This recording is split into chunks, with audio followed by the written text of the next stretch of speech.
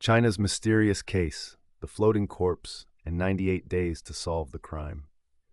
On the morning of April 29, 1993, the Shanghai police received a report about a floating sack near the bank of the Dujingpu River.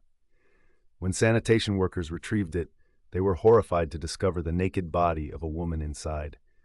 This gruesome discovery marked the beginning of a 98-day investigation, challenging authorities with its scarce clues and the victim's complicated social life. Crime scene investigation, the first clues.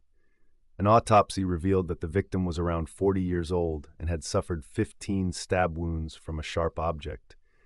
The fatal wound pierced her heart, causing excessive blood loss and a collapsed lung. Notably, the victim had undergone cosmetic surgery to create double eyelids, had tattooed eyebrows, well-manicured nails, and recently styled hair in an elegant French bun. The police suspected she was a regular at entertainment venues like nightclubs, spending money freely.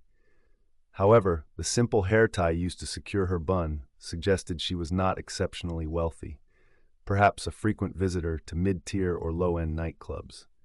By analyzing the river's currents, the police determined that the sack containing the body had been dumped approximately 500 meters upstream. The estimated time of disposal was between midnight and 3 a.m. on April 29th. No valuable evidence was found at the scene, except for the sack, the hair tie, and a pair of white women's socks used to seal the sack's opening. Identifying the victim. The police combed through reports of missing middle-aged women from 4 districts near the dump site. They interrogated over 7,000 people but found no leads. Meanwhile, a dive team scoured the river but came up empty-handed. On May 12th, investigators released a 30-second television broadcast describing the victim's physical features, hoping someone would recognize her. Within days, a report came in about a woman named Zhang Chu, 42, who had been missing since April 26. Her family stated that she worked as a saleswoman, dressed fashionably, had savings, and frequently visited nightclubs to meet new men. While identifying the victim helped focus the investigation, it also complicated matters due to Zhang's tangled web of relationships. Broken leads. Before her disappearance, Zhang had allegedly confronted a man with a knife at his home, demanding repayment of a debt. The police interrogated him, but he was quickly cleared with an alibi. Zhang mainly sold medical electronic devices and frequently interacted with hospital purchasing staff. Investigators found that she had contact with over 70 hospitals and had a personal directory containing more than 100 names. Most of these individuals refused to cooperate with authorities, making the investigation even more difficult. After a month of fruitless efforts, the task force was at a standstill. A sudden breakthrough on July 12th.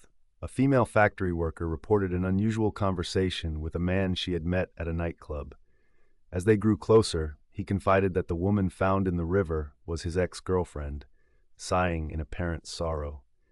The woman had visited his home twice, but could only recall the street name, not the house number. The police escorted her through the neighborhood and eventually pinpointed the suspect's residence. The man, identified as 47-year-old Dai Fuyang, was originally from Zhejiang province. He had previously served 7 years in prison for robbery and was currently unemployed.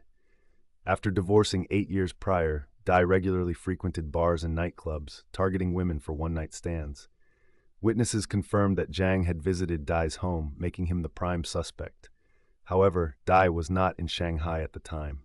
Tracking down the killer. On July 26, authorities learned that Dai had returned, but by the time they arrived at his home, he had already left again.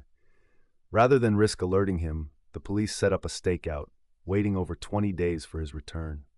Finally, at 9 p.m. on August 3rd, Dai returned home after wandering around for weeks. The police immediately arrested him.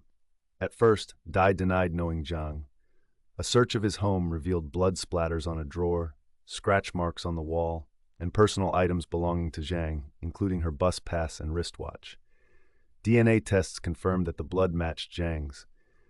Confronted with undeniable evidence, Dai confessed.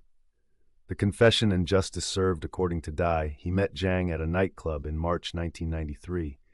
Realizing that she flaunted wealth, he decided to kill her for money. On the night of April 26th, after having sex, Dai spiked Zhang's milk with sleeping pills and then murdered her.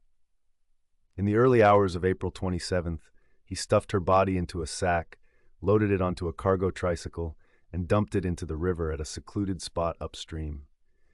After 98 days of intense investigation, the shocking murder that had gripped Shanghai was finally solved. Dai Fuyang was sentenced to death and executed by firing squad. Final thoughts. This case highlights the persistence of law enforcement in following every lead, no matter how small, to bring justice to the victim.